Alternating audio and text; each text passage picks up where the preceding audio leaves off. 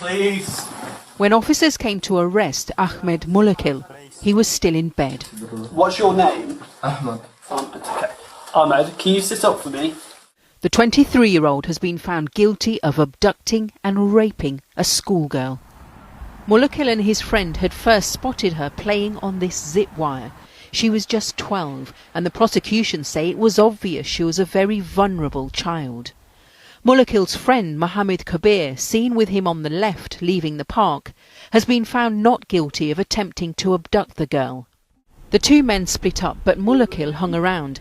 He was seen on different cameras walking with his victim.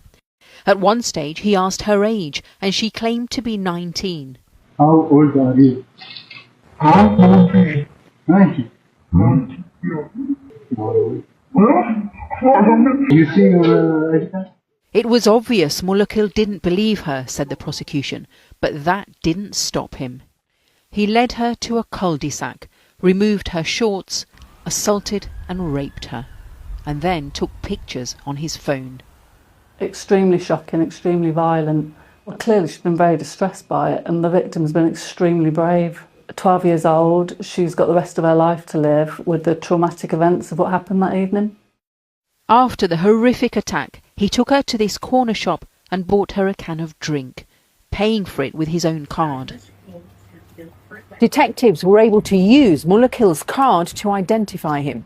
In the days after the attack, rumours started to spread here that he and Kabir were asylum seekers, but the police couldn't confirm this because they said they were following national guidelines. It led to protests in the town centre and accusations of a cover-up. As well as local residents with concerns about safety, police say some far-right groups also joined the crowds, including the nationalist Homeland Party. Why are they in our country?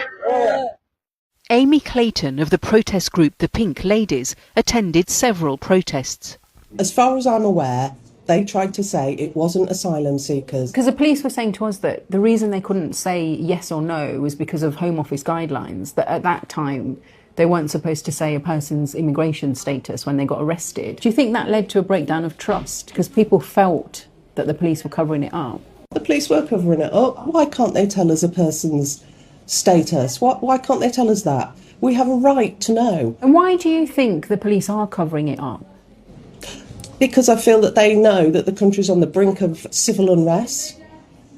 Why did you start the protests locally? What was the point of them?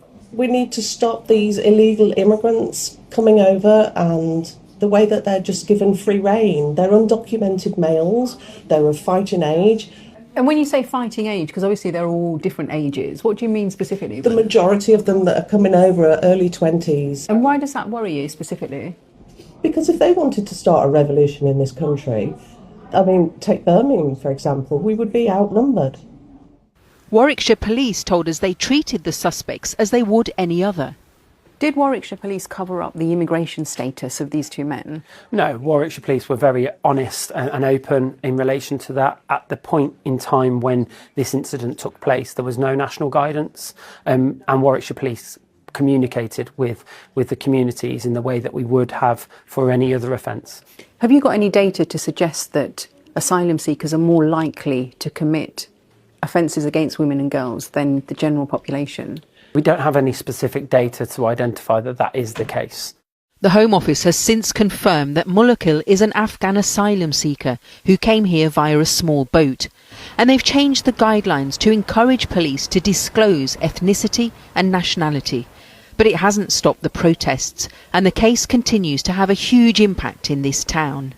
I feel sad for her because it's her future, and they destroy someone's future. Hamid, not his real name, is also an Afghan asylum seeker from the same area as Mulakhil.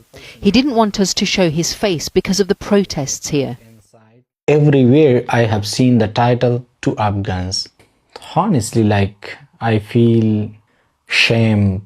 I was feeling embarrassed. Some people say asylum seekers from some countries don't respect women, they don't share British values. This is not true. It's individual act maybe, but if we say that no, all the migrants are the same, that's not In my opinion, that's completely opposite. The day after the attack, Mulakhil was seen casually out shopping. In court, he wept as he was found guilty.